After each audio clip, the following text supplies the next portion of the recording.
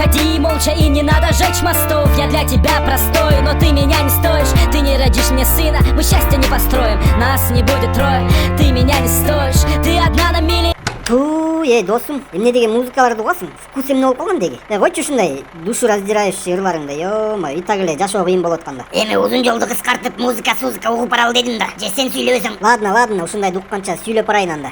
Досым, акыркы убактары чё-то по-любому жан дүйнө тынч эмес я. Могу жаандын жаап атканы бир аз сүйүнүп атат, кстати. Буюрса күзүңдө түшүмгө жакшы таасирин тийгизет дегендей. Айтканың келсин. Түшүм демекчи, ойлоп атам, айылдагы жерге быйыл картошка, чеснок айдап койсом депчи. Не бар не жок, заман каяка өзгөрүп кетет мындай кыйчалыш убакта. Туура идея бердиң, кстати. Как раз мендеги айылдагы жер 3-4 жылдан бери айдалбай семирип да калды. Момундай болуп аткан окуялардан кийин күзүңдө картошканын баасы болду болбоду өйдө болот да. Мен да ошону айтайын деп аткам да, ойду кууп жетип албадым. Молодец, сенде бар негизи эсиңчи. Баш иштейт өлүмүш десе. Койчу коп тамашаңды. Тамаша эмес эле. Андан көрө кыргызча ырлардан барбы? Койчу бир аз. Чер жазалы. Сонун ырлар бар турбайбы?